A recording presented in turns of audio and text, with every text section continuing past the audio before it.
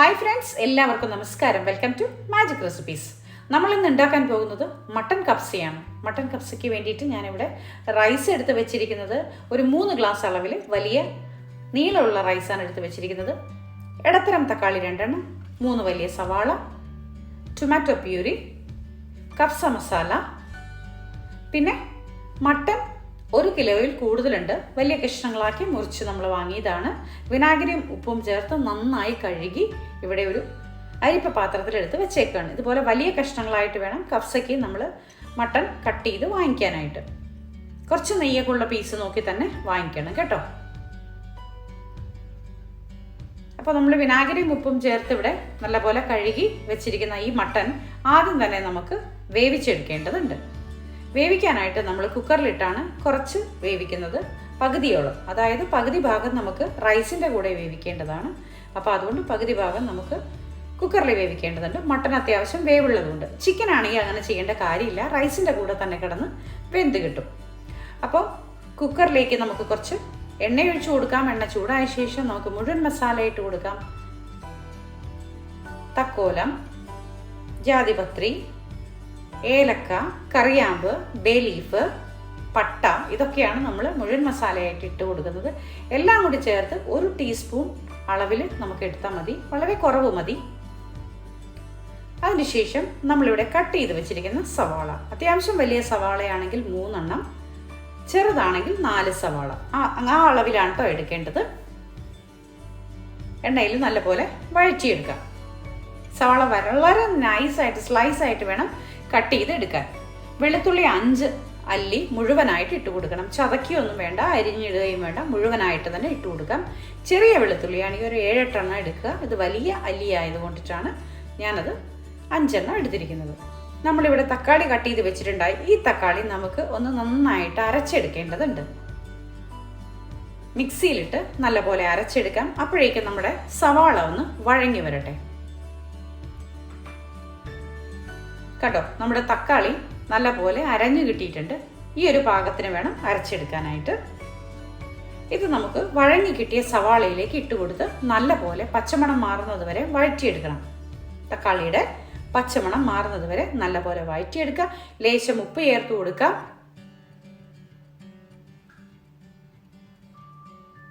ഇതെല്ലാം കൂടി ചേർത്ത് നന്നായി വഴങ്ങി വരട്ടെ. ഫ്ലെയിം വേണമെങ്കിൽ കുറച്ച് കൊടുക്കാം, കാരണം നന്നായി വഴങ്ങി കിട്ടണമല്ലോ.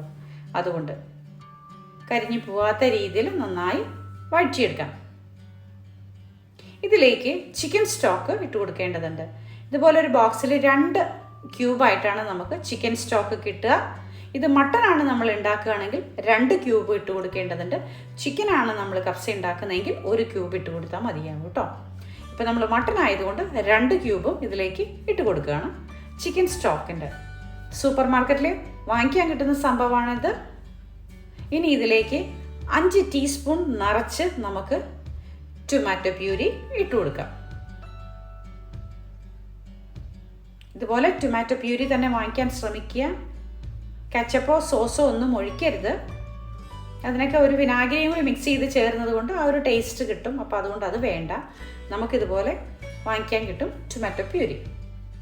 അതിനുശേഷം 2 ടീസ്പൂൺ നിറച്ച് നമുക്ക് കഫ്സ മസാല ഇട്ട് കൊടുക്കാം. ഈസ്റ്ററിൻ്റെ കഫ്സ മസാല നല്ലതാട്ടോ. ഞാൻ ഉപയോഗിക്കുന്നത് അതാണ്. നമുക്ക് സൂപ്പർ മാർക്കറ്റിലും വാങ്ങിക്കാൻ കിട്ടുന്നതാണ്. പിന്നെ വീട്ടിലും ഉണ്ടാക്കാൻ പറ്റും.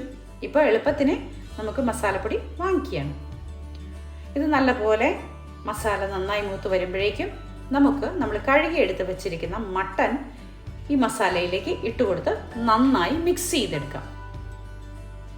ഇതിലേക്ക് 1 ടേബിൾ സ്പൂൺ അളവിൽ വിനാഗിരി ഒഴിച്ചു കൊടുക്കാം. വിനാഗിരി അധികമാകരുത്, 1 ടേബിൾ സ്പൂൺ അളവിൽ മാത്രമേ ഒഴിക്കാൻ പാടുള്ളൂ. അതുകൊണ്ടാണ് നമ്മളിവിടെ നേരത്തെ പറഞ്ഞിട്ടുണ്ടായിരുന്നില്ലേ, ടൊമാറ്റോ കെച്ചപ്പ് ഒന്നും ഉപയോഗിക്കരുതെന്ന്. ടൊമാറ്റോ പ്യൂരി മാത്രം ഉപയോഗിക്കുന്നത്. അതുകൊണ്ടാണ് വിനാഗിരിയുടെ അളവ് കറക്റ്റ് കിട്ടാൻ. 1 ടീസ്പൂൺ അളവിൽ കുരുമുളക് പൊടി ഇട്ട് കൊടുക്കുക. ഇതിന് ശേഷം നമുക്ക് നന്നായി മിക്സ് ചെയ്ത് അടച്ചു മൂടി വെച്ചിട്ട് 2 വിസിൽ വരുന്നത് വരെ ചെറിയ ഫ്ലെയിമിലിട്ട് വേവിക്കാം. നല്ലപോലെ വേവിച്ച് കളയരുത്, പകുതി വേവിൽ എടുക്കാൻ പാടുള്ളൂ. അതുകൊണ്ടാണ് 2 വിസിൽ എന്ന് പറഞ്ഞത്.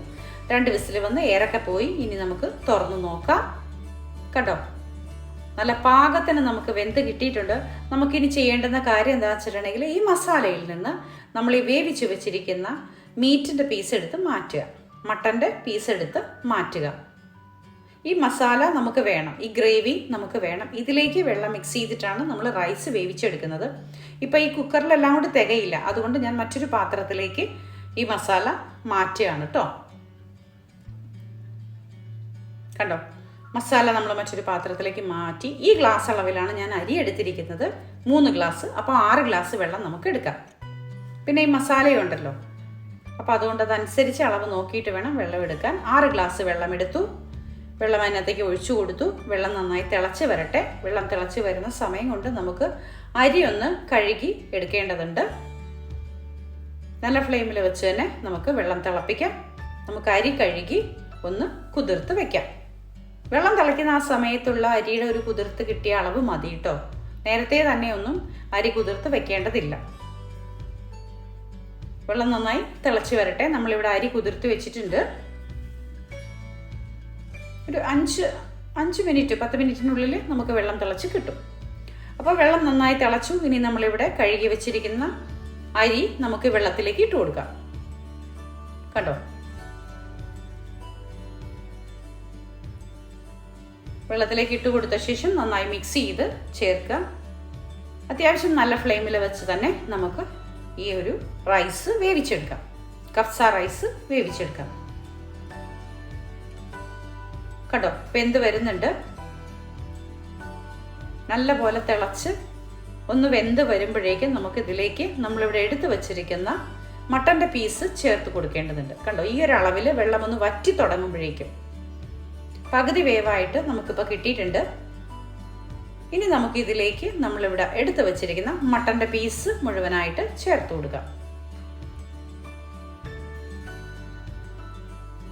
നല്ല പോലെ മിക്സ് ചെയ്ത് ചേർക്കാം. റൈസൊക്കെ കൂടെ നമുക്ക് ഈ മട്ടൻ്റെ മേലേക്ക് പൊതിഞ്ഞ് പിടിച്ച പോലെ എടുത്ത് കോരിയെടുത്ത് വെക്കാം. ഫ്ലെയിം കുറച്ച് കൊടുക്കണം കേട്ടോ ഈ സമയത്ത്, കാരണം കുറച്ച് വേവ് ബാക്കി നിൽക്കുന്നുണ്ട്. മട്ടനും ഉണ്ട്, റൈസിനും കുറച്ച് വേവ് ബാക്കി നിൽക്കുന്നുണ്ട്. ആ വേവ് നമുക്ക് ഈ വെള്ളം വറ്റി കിട്ടുന്നതോടുകൂടി വേവും കറക്റ്റായിട്ട് കിട്ടണം. എല്ലാം കൂടി പതുക്കെ ഇതുപോലെ മിക്സ് ചെയ്ത് കൊടുക്കാം. കുറച്ച് വെള്ളത്തിൻ്റെ അംശം നിൽക്കുന്നത് കണ്ടോ, ആ വെള്ളത്തിൻ്റെ അംശം എന്ന് പറഞ്ഞാൽ നമുക്കിത് നന്നായി വെന്ത് കിട്ടാനുള്ള പാകമാണ്. നമുക്ക് അടച്ച് വെച്ച് ചെറിയ ഫ്ലെയിമിൽ ഒരു 5-10 മിനിറ്റ് കൂടെ ഒന്ന് വേവിക്കാം. വെള്ളം വറ്റുന്ന ഒരളവ് വരെ വേവിക്കാം. ഒരു 5 മിനിറ്റിന് ശേഷം നമുക്ക് തുറന്ന് നോക്കാം. ഒരു ഡ്രൈ ലെമൺ നമ്മൾ ഇതിലേക്ക് ഇട്ട് കൊടുക്കുന്നുണ്ട്. അതിനുശേഷം വീണ്ടും അടച്ചു വെച്ച് ചെറുതീയിൽ വേവിക്കാം. ഒരു 5 മിനിറ്റിന് ശേഷം തുറന്ന് നോക്കി കഴിയുമ്പോൾ നമുക്ക് കിട്ടുന്ന ഒരു ടെക്സ്ചർ ഇതാണ്. റൈസ് വെന്ത് ഒരു പാകമായിട്ടുണ്ട്. നമ്മുടെ മട്ടനും പാകത്തിന് വെന്തിട്ടുണ്ട്. ഇനി നമുക്ക് അടുപ്പ് ഓഫ് ചെയ്ത ശേഷം ആവി ഒന്ന് തങ്ങി നിന്ന് അതിൻ്റെ മസാലയൊക്കെ കറക്റ്റ് ഒന്ന് പിടിക്കേണ്ടതുണ്ട്. അതുകൊണ്ട് ഒരു 10 മിനിറ്റ് ഇതുപോലെ ഒരു അലുമിനിയം ഫോയിലിൽ നമുക്ക് പാക്ക് ചെയ്ത് ദമ്മിൽ വെക്കാം. ഒരു 10-15 മിനിറ്റിന് ശേഷം ഒന്ന് തുറന്നു നോക്കാം. അതിൻ്റെ മസാലയൊക്കെ പിടിച്ച് പാകമായി വരണം എന്നുണ്ടെങ്കിൽ നമ്മൾ ഇപ്പം ഇതുപോലുള്ള മന്തിയോ കഫ്സയൊക്കെ ഉണ്ടാക്കുന്ന സമയത്ത് കറക്റ്റായിട്ട് അതിൻ്റേതായ ഒരു അടച്ചു മൂടി ആവി പോകാതെ വെക്കാൻ പറ്റുന്ന പാത്രത്തിലൊന്നും അല്ല നമ്മൾ ഉണ്ടാക്കുന്നതെങ്കിൽ ഇതുപോലെ ഒരു അലുമിനിയം ഫോയിൽ വെച്ചിട്ട് ഒന്ന് ടൈറ്റായിട്ട് മൂടി വെക്കുകയാണെങ്കിൽ കറക്റ്റ് മസാലയൊക്കെ അതിലേക്ക് ചേർന്ന് പിടിച്ച് നമുക്ക് കറക്റ്റ് രീതിയിൽ ടേസ്റ്റിൽ കിട്ടും. കേട്ടോ, നല്ല പാകമായിട്ടുണ്ട്. റൈസൊക്കെ ഒന്നൊന്ന് വിട്ട് നിൽക്കുന്നുണ്ട്. ഇനി ചൂടാറി വരുമ്പോഴേക്കും നല്ല പോലെ നമുക്ക് അടർത്തിയെടുക്കാൻ പറ്റുന്ന രീതിയിൽ കിട്ടും. സാധാരണ മന്തിയുടെയും കഫ്സയുടെയൊക്കെ റൈസ് തമ്മിൽ ഒട്ടി നിൽക്കില്ല. അപ്പോൾ അതുപോലെ വേണം നമുക്ക് കിട്ടാനായിട്ട്. ഇതിപ്പോൾ ചൂടോട് കൂടി ഇരിക്കുന്നത് കൊണ്ടാണ്. ഇതൊന്ന് തണുത്ത് കഴിയുമ്പോൾ നമ്മൾ പറഞ്ഞ രീതിയിൽ തന്നെ നമുക്ക് കിട്ടും. അപ്പോൾ ഇതാണ് നമ്മളിന്ന് ഉണ്ടാക്കിയിരിക്കുന്നത് മട്ടൻ കഫ്സ. വളരെ ഈസി ആയിട്ട് എളുപ്പത്തിൽ അധികം ഇൻഗ്രീഡിയൻസ് ഒന്നും ഇല്ലാതെ തന്നെ നമുക്ക് ഉണ്ടാക്കാൻ പറ്റുന്നൊരു വിഭവമാണ് കഫ്സ. അപ്പോൾ എല്ലാവരും ഉണ്ടാക്കി നോക്കുക. ഇഷ്ടപ്പെട്ടാൽ ലൈക്ക്, ഷെയറും കമൻറ്റും തരാൻ മറക്കരുത്. സബ്സ്ക്രൈബ് ചെയ്യാത്തവർ ഒന്ന് സബ്സ്ക്രൈബ് ചെയ്യണം കേട്ടോ. അപ്പോൾ എല്ലാവർക്കും ഒരുപാട് സ്നേഹത്തോടെ താങ്ക് യു വെരി മച്ച്. എല്ലാവരും സേഫായിട്ടിരിക്കുക, സന്തോഷമായിട്ടിരിക്കുക.